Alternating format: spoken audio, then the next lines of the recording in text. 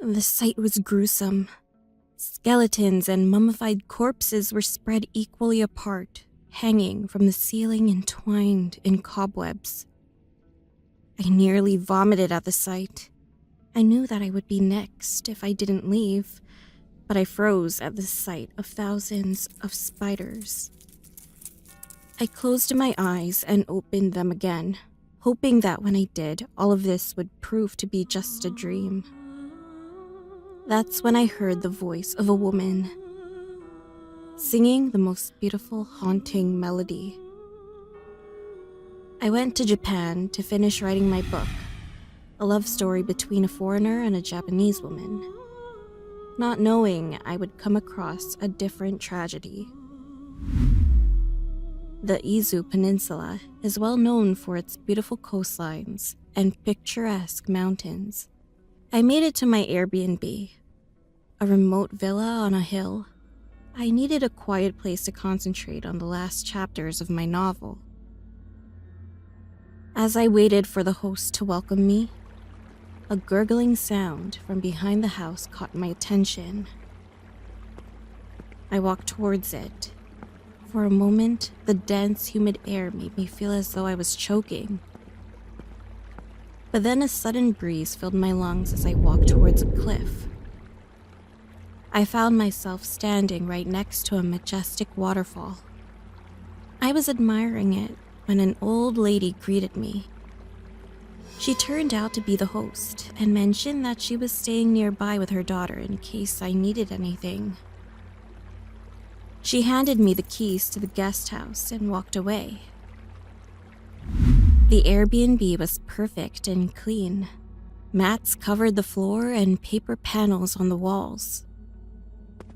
After I unpacked my belongings, I decided to go for a quick swim in the water. On the way there, I noticed little spiders on the ground. They were crawling towards an abandoned house, not far away from where I was staying. I'm deathly afraid of spiders. The sight of it made me queasy. I tried my best to ignore the critters and went swimming. Although quite cold, the water was refreshing. When I got out, the heat from the sun warmed my skin. I laid down for a bit to dry off. I closed my eyes and ended up napping. I was awakened when I felt something bite my arm. I opened my eyes and saw a web-like string wrapped around it. Slowly, I was dragged into the water. I managed to free myself against some rocks and pull myself to safety. I looked at my arm and saw a red bump and passed out immediately after. When I woke up, a pretty woman was taking care of me. She introduced herself as Yumiko, the daughter of the old woman that I talked to earlier. She was alluring, seductive, and intriguing. Before I could introduce myself, she left, and her mother entered the room with a bowl of soup.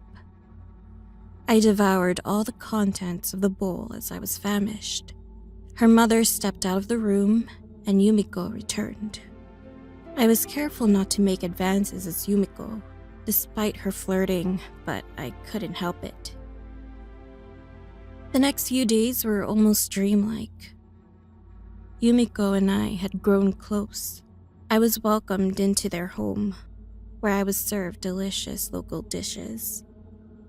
Afterwards, I'd feel drained but brushed it off as jet lag. I noticed that she never went into the same room as her mother.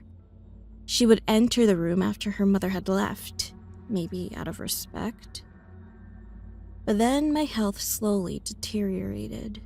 I was so confused, but perhaps it was an allergic reaction. I vomited blood in the old woman's presence, and for a second, caught her smiling. I apologized and immediately went back to the Airbnb because I was creeped out. I was constantly uninspired and lethargic, so I decided to visit the nearest hospital. After some testing, the doctor informed me that my symptoms were those of poisoning, particularly caused by the venom of spiders. I instantly remembered the spiders from when I first arrived. So I decided to do more investigation as soon as I was discharged from the hospital. I brought a lighter, pocket knife, and a fountain pen for protection and if I was hit with inspiration. As I neared the abandoned house near the Airbnb, I noticed a small trail of spiders making its way through a small crack. I turned the doorknob and entered, and saw several men mummified in spider webs. Small spiders surrounded the room. I stepped on the victim's remains as the critters slowly crawled towards me. At the same time, I heard a woman's voice singing a beautiful tune. I was mesmerized, but my phobia of spiders overpowered my desire to follow the music. In my panicked state, I managed to set the room on fire with a lighter and run far away. As soon as the house burst into flames, I heard Yumiko's mother scream. The old woman saw me running away and cursed me. I ran back to the Airbnb and packed my things. As I was about to head out the door, I heard the melody from earlier. I was mesmerized. It was Yumiko singing. I thought of the spiders again, snapped out of it, and covered my ears. When I opened the door, I was shocked to see that grinning in front of me was Yumiko's upper body attached to long, hairy spider legs. I managed to squeeze past the half-woman, half-spider demon and run away. When I looked back, I saw that it was following me. I sprinted.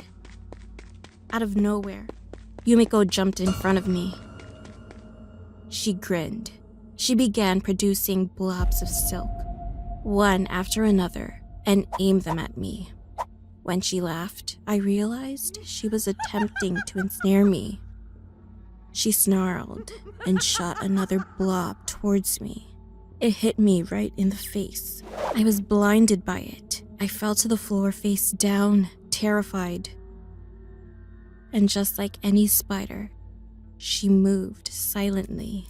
I felt her hairy legs on my body and the spinning web around my legs. Then I felt a bite on my arm, followed by an immediate, sharp pain. My shirt became damp as blood seeped out. Suddenly, I remembered the items in my pocket. I knew I didn't have much time.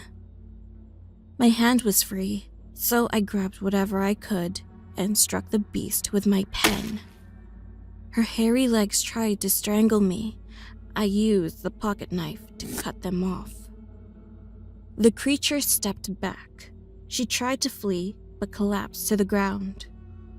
I pulled out my lighter, set her on fire, and ran into town. Ironic. I had neglected writing during this retreat, but my pen saved me. My nerves were still on edge as I entered the plane.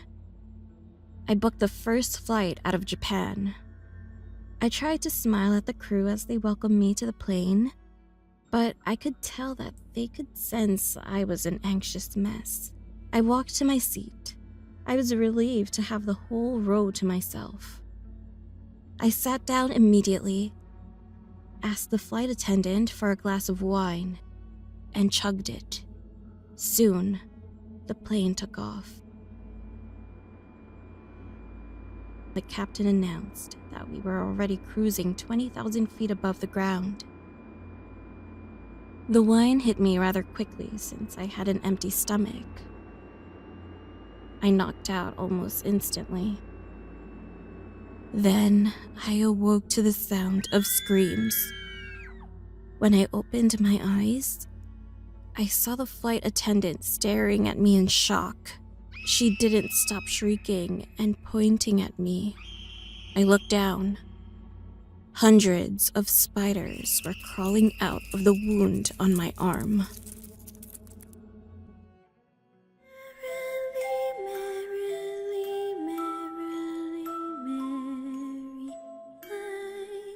spine.